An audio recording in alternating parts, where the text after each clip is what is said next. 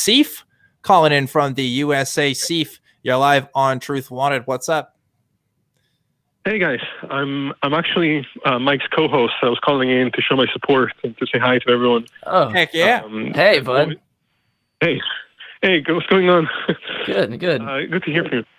Hey, you too. Yeah, man. I also wanted to give my 2 cents on this conversation about consciousness and the soul.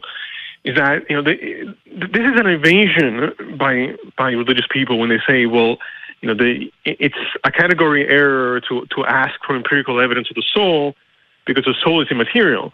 Well, the problem with that is that this type of metaphysics are purely speculative, and we have no epistemology to show that these assumptions are any more than just assumptions. We don't have a way to show that they're not just imaginary and that there's actually something concrete there going on. And I think one reason why physicalism is usually attacked is based on a paper by Nagel called "What's It Like to Be a Bat," where he rightfully shows how there's no sort of mechanistic description of the bat itself that can give us any understanding of what its subjective experience is like. Correct. And therefore, there seems to be something that the physical description isn't capturing. But that, to me, is an issue of epistemology, not ontology. It doesn't undermine the potential ontology of physicalism. It just says that we are limited in the language that we use to talk about these things. And so I think people come out of it confused and with the wrong conclusion based on the right observation. And there's a lot of people, like, I think, we did a video recently where we tackle this idea of even science suggesting that consciousness is immaterial, and I think Inspiring Philosophy is the channel that we went over, and we actually had my brother on, who's a physicist, and we went over the type of arguments that people use when they're making that claim, and sort of debunked that perspective. And I think it's important for people to really educate themselves on these difficult topics, to sort of not be misled by misinformation. Yes, I think a good thing to point out with this too is, like, I've heard this before where they're like, oh, if everybody was blind and there was one person that could see, you wouldn't say that person couldn't actually see just because everybody else is blind. But actually, like, we can still describe the physical processes by which that person is seeing, and we could, like, describe to the detail his relationship to his eyes, to the photons coming into it, to everything bouncing off in the natural world. Like, we can still make those observations of the physical world happening. And that's my whole thing with the soul, right? Is, like, again, like, you can't say that the soul exists and does something in the physical world without describing a relationship of what's actually happening there. And it can't just be this extra metaphysical thing. It just doesn't make sense.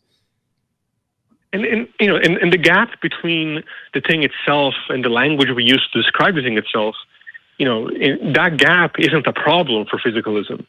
It's we can just acknowledge it for what it is. We can be aware of our epistemic and subjective limitations without having to then assume that there has to be some other substance.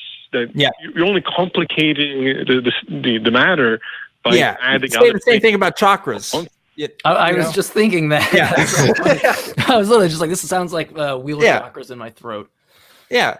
And it's how people just get away with this bullshit. It's just these, like, this metaphysical arguments that don't relate. But go ahead, Steve. The one question I did have for Mike, which I don't think I've asked you this personally yet, is do you have a favorite show that we've done so far? Like, what has been the show you've enjoyed the most?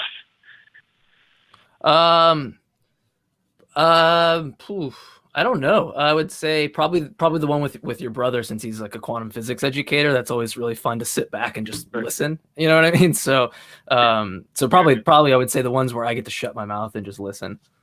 The less I embarrass myself, I guess. No, you're doing fine. No, I enjoy the ones with him as well. I think they're the most personal and enjoyable for me. So. Well, hey, Steve, we're going to get to those plugs at the end of the show here, okay? But thanks for calling in. Thanks so much. Yeah, thanks. Thank you, guys. Thank you.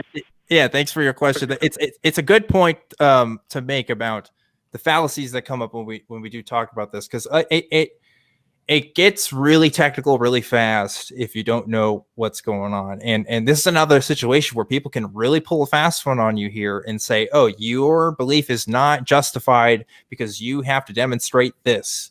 And it really is just a thing of like, no, actually, like this, you're making this, if you're saying anything about the metaphysical, if you're saying anything about the possibilities, like that's the assertion being made there. And that's what has to be demonstrated. It's not that because we have a naturalist worldview that we are completely barred from, understanding anything about it. It's like you just have to demonstrate a system by how we could know anyway, because if you say that you know it, then you have to know it somehow.